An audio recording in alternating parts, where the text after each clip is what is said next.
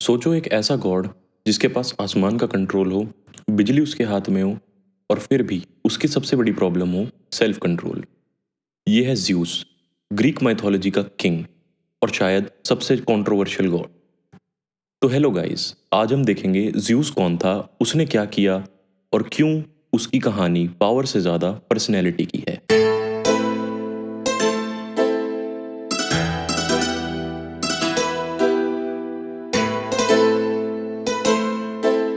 तो कहानी शुरू होती है ज्यूस के बाप क्रोनोस से। क्रोनोस को एक भविष्यवाणी मिली थी, उसका बेटा उसे हरा देगा और उसका राज्य छीन लेगा। लेकिन क्रोनोस भी कोई नॉर्मल विलन नहीं था। वो खुद एक टाइटन था और उसने अपने ही बाप यूरेनस को हराकर पावर ली थी। मतलब इस फैमिली में बिट्रेयल ऑलरेडी ट्रेडिशन में था और शायद इसीलिए क्रोनोस को पता था उसके साथ भी वही होने वाला है। तो अब एक नॉर्मल इंसान क्या करेगा? बच्चे नहीं करेगा या फिर अपनी सिक्योरिटी टाइट कर लेगा? तो क्रोनोस ने भी वही किया, वही जो एक समझदार इंसान कर सकता है। अपने हर बच्चे को पैदा होते ही सीधा निगल लिया। लेकिन ज्यूस की मां रेया ने डिसाइड किया कि बस। उन्होंने ज्यूस को छुपा दिया और क्रोनोस को एक पत्थर लपेट कर दे दिया। क्रोनोस ने बिना चेक करे वो पत्थर निगल लिया, तो ज्यूस बच गया।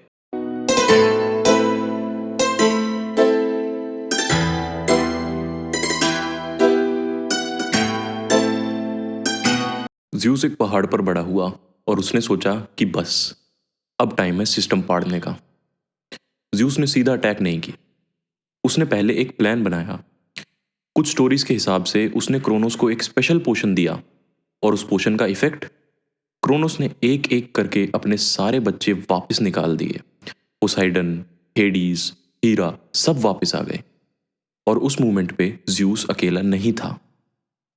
उसने अपने भाई बहनों को निकलवाया और फिर ट्रेनिंग करी। और फिर शुरू हुआ एक 10 साल का युद्ध, टाइटन्स वर्सेस गॉड्स। एंड में ज्यूस ने लाइटनिंग यूज करी और क्रोनोस को हरा दिया। उस दिन से ज्यूस बन गया किंग ऑफ गॉड्स। लेकिन स्टोरी यहीं खत्म नहीं होती। जीतने के बाद ज्यूस ने एक स्ट्रॉन्ग डिसीजन लिया। उसने क्रोनोस और बाकी टाइटन्स को सीधा भेज दिया टार्टरस में। टार्टरस मतलब अंडरवर्ल्ड का सबसे डार्क प्रिजन।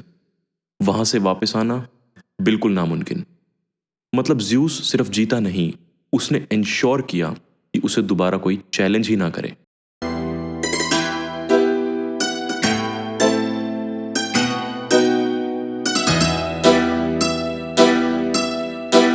माउंट ओलंपस पर था ज्यूस का किंगडम। लेकिन ये कोई नॉर्मल पहाड़ नहीं था, ये एक डिवाइन स्पेस थी, बादलों के ऊपर, जहां सिर्फ गॉड्स रह सकते थे। ये बेसिकली उनका हेडक्वार्टर्स था जहां से वो पूरी दुनिया को कंट्रोल करते थे। ज्यूस सिर्फ किंग नहीं था, वो स्काई का भी रूलर था। यानी बिजली, तूफान, बारिश सब उसके कंट्रोल में था। अगर आसमान गरजता तो लोग समझते थे ज्यूस गुस्सा है। और इनडायरेक्टली ह्यूमंस की जिंदगी भी उसके डिसीजंस पे डिपेंड करती थी। लेकिन एक इंटरेस्टिंग चीज है, ज्यूस ने पूरी पावर अपने पास नहीं रखी। उसने एक सिस्टम बनाया।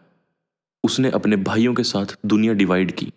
स्काई ज्यूस का, सी पोसाइडन का, अंडरवर्ल्ड हेडीज। और ये कोई नॉर्मल डिवीजन नहीं थी, ये एक बैलेंस था। पोसाइडन समुद्र का किंग था, लेकिन जब वो गुस्सा होता तो अर्थक्वेक और स्टॉर्म्स आ जाते। हेडीज अंडरवर्ल्ड को कंट्रोल करता था, जहां लोग मरने के बाद जाते थे और एक बार वहां कोई चला गया तो वापस आना ऑलमोस्ट इम्पॉसिबल। मतलब एक प्रॉपर सिस्टम बना जहां हर गॉड पावरफुल था, लेकिन अपनी लिमिट के अंदर। और इस पूरे सिस्टम के सेंटर में हमेशा ज्यूस रहता था। वो सिर्फ आसमान का किंग नहीं, वो पूरे सिस्टम का कंट्रोलर था।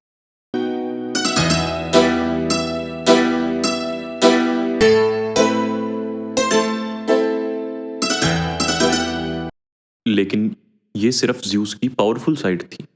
असली ड्रामा तो अब शुरू होता है, क्योंकि पावर मिलने के बाद ज्यूस ने अपनी पर्सनल लाइफ को बिल्कुल कंट्रोल नहीं किया।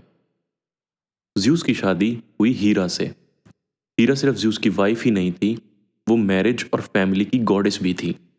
आयरनी देखो, जिस गॉड ने शादी का रूल बनाया, उसका हस्बैंड ही सबसे ज्यादा रूल ब्रेक करता था। लेकिन हीरा कमजोर नहीं थी। कई बार उसने ज्यूस के अगेंस्ट प्लान भी बनाए। एक बार तो उसने ज्यूस को ट्रिक करके बांध भी दिया, लेकिन एंड में ज्यूस हमेशा कंट्रोल वापस ले ही लेता था। प्रॉब्लम क्या थी? प्रॉब्लम थी ज्यूस बिल्कुल भी लॉयल नहीं था। ज्यूस का एक पैटर्न था, वो सीधा जाके इंटरैक्ट करने की बजाय डिस्गाइस यूज करता था। मतलब अगर तुम्हें लगे कि कोई रैंडम जानवर या नेचुरल फिनोमेना अजीब बिहेव कर रहा है, तो चांसेस हैं कि वो ज्यूस हो। अब ऐसे ही एक फेमस स्टोरी है जहां ज्यूस ने स्वॉन का फॉर्म लिया, हाँ एक हंस, और उस फॉर्म में उसने लीडा नाम की वुमेन को अप्रोच किया। ग्रीक माइथोलॉजी में कभी कभी लॉजिक छुट्टी पे चला जाता है। एक और कहानी है जिसमें ज्यूस बना एक वाइट बुल, इतना काम और मेजेस्टिक बुल कि यूरोपा नाम की प्रिंसेस सीधा जाकर उस पर बैठ गई और फिर ज्यूस उसे समुद्र के पार ले गया। तो हाँ, ज्यूस के पास सिर्फ पावर नहीं थी, उसके पास इमेजिनेशन भी काफी स्ट्रांग थी, लेकिन इंटेंशन थोड़ी क्वेश्चनेबल थी। और अब इन सब का रिजल्ट, ग्रीक माइथोलॉजी के आधे से ज्यादा हीरोज ज्यूस के बच्चे निकले, जैसे परसियस जिसने मेडुसा को हराया, और सबसे फेमस हरकुलिस जिसकी स्ट्रेंथ के लेजेंड्स आज तक फेमस हैं। मतलब अगर कहीं भी कोई एक्स्ट्रा ऑर्डिनरी हीरो दिखे, लोग पहले चेक करते थे कहीं इसका बाप ज्यूस तो नहीं। अब प्रॉब्लम ये थी कि हीरा को सब पता था, और हीरा सिर्फ एक नॉर्मल वाइफ नहीं थी, वो क्वीन ऑफ गॉड्स भी थी। लेकिन ज्यूस को डायरेक्टली पनिश करना इतना इजी नहीं था। तो हीरा का गुस्सा जाता ज्यूस के लवर्स पे या उसके बच्चों पर। हरकुलिस इस चीज का बेस्ट एग्जाम्पल है। वो ज्यूस का बेटा था, लेकिन हीरा ने उसकी लाइफ को इतना डिफिकल्ट बना दिया कि उसे 12 इम्पॉसिबल टास्क कंप्लीट करने पड़े। मतलब पावर तुम्हारे पास हो सकती है, लेकिन फैमिली ड्रामा से कोई नहीं बच सकता।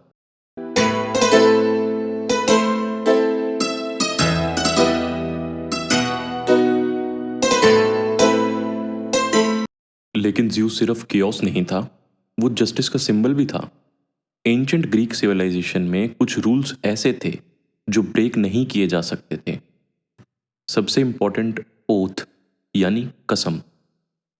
अगर तुमने ज्यूस के नाम पर कसम खाई, तो वो सिर्फ शब्द नहीं होते, वो एक कॉन्ट्रैक्ट होता था डायरेक्टली ज्यूस के साथ। और अगर किसी ने उसकी कसम को तोड़ा, तो पनिशमेंट सिर्फ फिजिकल नहीं होती थी, वो लाइफ डिस्ट्रॉय कर सकती थी। बिजली गिरना, बैड लक, डाउनफॉल। लोग मानते थे ज्यूस खुद तुम्हें आके पनिश करेगा। और दूसरा रूल था घर आए मेहमान की रिस्पेक्ट। अगर कोई स्ट्रेंजर तुम्हारे घर आए, तुम्हारी ड्यूटी थी उसे खाना, शेल्टर और रिस्पेक्ट देने की। क्योंकि एक बिलीफ था, क्या पता वो गेस्ट एक्चुअली में ज्यूस हो। और अगर तुमने किसी स्ट्रेंजर की इंसल्ट की या उसे हार्म किया, तो ज्यूस पर्सनली उसे अपनी इंसल्ट मानता था, और फिर पनिशमेंट गारंटीड। मतलब ज्यूस सिर्फ आसमान को कंट्रोल नहीं करता था, वो इंसानों के बिहेवियर को भी कंट्रोल करता था। पावर के साथ उसने अपने रूल्स बनाए थे, और उन रूल्स को तोड़ने की हिम्मत कोई नहीं करता था।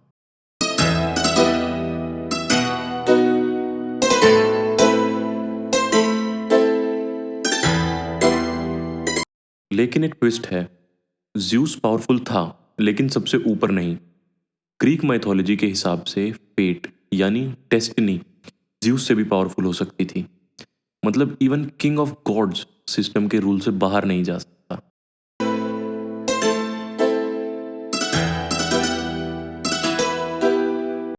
तो अब ज्यूस एक हीरो है या विलन?